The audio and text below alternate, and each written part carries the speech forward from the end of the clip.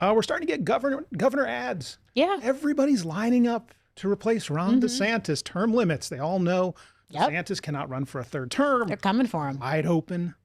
Now we're starting to see some ads fill the airwaves. Also, too, these ads are not cheap. My goodness. So Byron Donald, a man we've talked about a few times on our broadcast. I spoke to him a couple weeks ago, talked to him everything about, homestead tax relief, property taxes, and to ICE immigration enforcement. He is the Republican front runner. Can we he's say the that? Trump-endorsed candidate. Trump-endorsed candidate. Which is, right. It used to be the old Ronald Reagan 11th commandment. Thou shalt not attack another Republican in a GOP primary. Well, that's out the window. You remember back to how our current governor got his start. He was polling like second, third in the governor's race.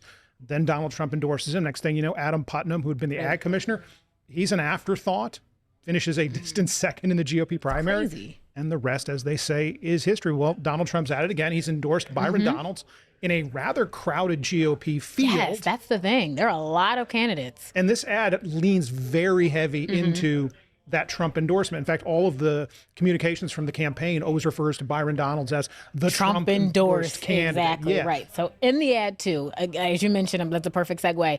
He leans in on that, right? Like it says, he's got Donald Trump plastered all over the ad. He's in videos with him. He's got the nat sots of, Donald Trump saying this guy is sort of the future of the Republican Party.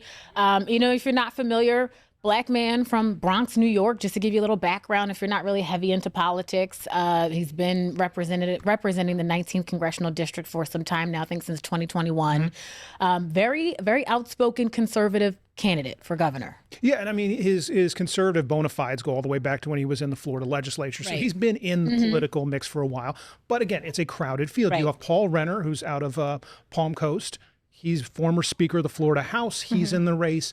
Then you also have James Fishback. He's in the race, creating all sorts of various controversy there. Did we already show a snippet of it? Jay Collins, maybe. I don't know. There it is. This is the Jay Collins ad that we actually dug into. Now, this was an ad not by Jay Collins per se. It was a 501c4 registered out of Delaware. Yeah, that was odd. Dropped $2.5 million in this kind of an ad. And the thing about these ads is, they're introductory because, to your point, people don't sit around thinking about Florida's 28 members of the United States House of Representatives.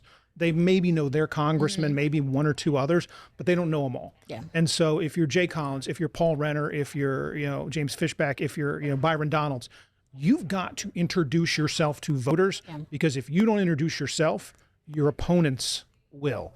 And so that's what these ads are all doing. And they're trying to, again, get out there and say, hey, here's this guy. The person. He's great. Nice, beautiful color shots of you shaking hands and kissing babies and maybe at a job site pointing at something. The point and stare is always a really good one, and shaking your head and squinting the eyes.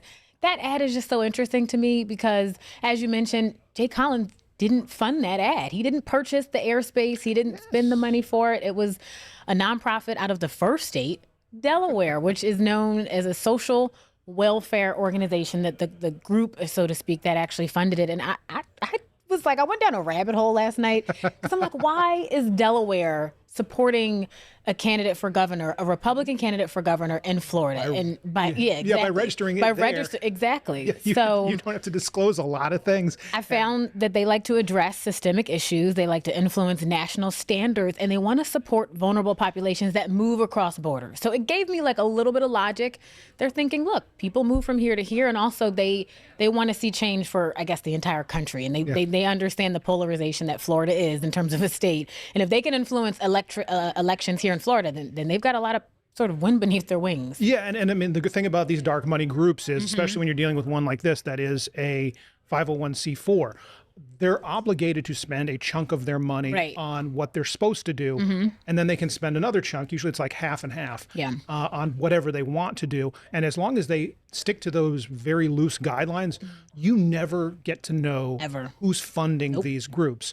And it's again, now, the money, though. And we've only just begun. That's the thing. Florida is even with a very shifting landscape for political campaigns in Florida, it's a very expensive state. You think about the media markets we have: Orlando, Miami, Tampa, all top 20 media markets. Then you throw in Jacksonville, throw in Naples, you start going all the way out to Pensacola and Tallahassee. Yeah. It's expensive. You're not getting $500 ads. You're going to have to spend You are spending some money. cash.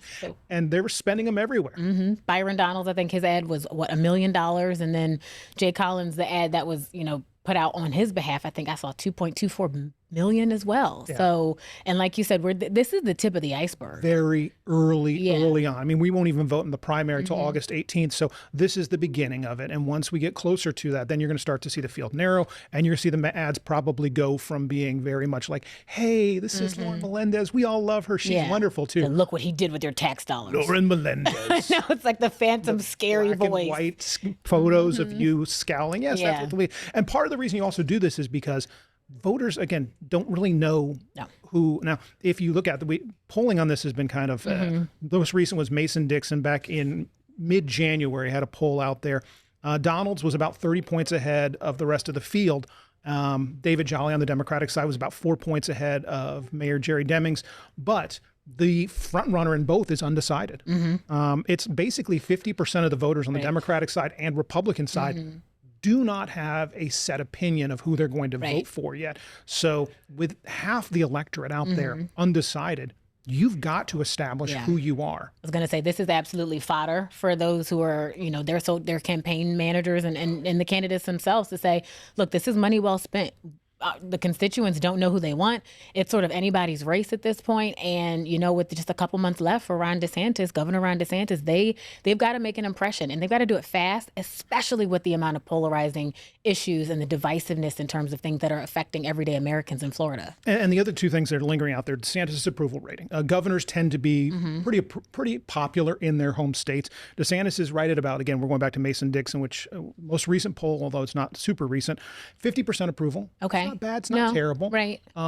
It's not, obviously, if he was up in the 60s or 70s, you would see his endorsement mean a lot more. Exactly. He's at 50. He's actually below. Well, he's right about where Donald Trump's approval is in Florida. That same poll had Trump at about 52% approval. A more recent One Morning Consult tends to lean a little bit more left, had Trump at 49% in Florida for approval rating. So again, the Trump endorsement's big. Yeah. The DeSantis endorsement, not so much. But it helps somewhat. And they're both kind of right there in that squishy middle of popularity. So, and he still hasn't. Have you seen anything? He's not come outward and said, I want this person to succeed me. This is somebody who's good for you. Our values align. I think he's in a bad spot on that, because if he comes out and backs Donalds, it seems like Johnny come lately. Well, Trump already, has endorsed Donalds. Right. What are you doing? You're throwing your hat in there too. If he comes out and endorses his lieutenant governor, who he selected to be lieutenant governor when Jeanette Nunez stepped aside to FIU. Go down to FIU. That would be the logical person, but he hasn't done that. Paul Renner. That's what's got me scratching my head, because if you're not endorsing the lieutenant governor that you just appointed, 6 months ago, less than that? I mean, that just makes me think, is it a personal reason? Because if you have not told the people of Florida yet that you think that the man you appointed is good to do the job that you're about to, not be doing anymore. A job Jay Collins at any moment could have to step in to do. If Ron DeSantis resigns to maybe take another position, resigns to go do something else, either lead a university or take a job in the federal government, or, something happens, aliens abduct Ron DeSantis in the middle of the night. That wouldn't even surprise me in 2026 anymore. Florida. But that's the thing. The lieutenant governor in our state has simply one function. They have no responsibilities whatsoever other than to continue to be alive if the governor needs you to step in. That's it. Yeah. That's it. So Jay Collins could be our governor before the election even gets there.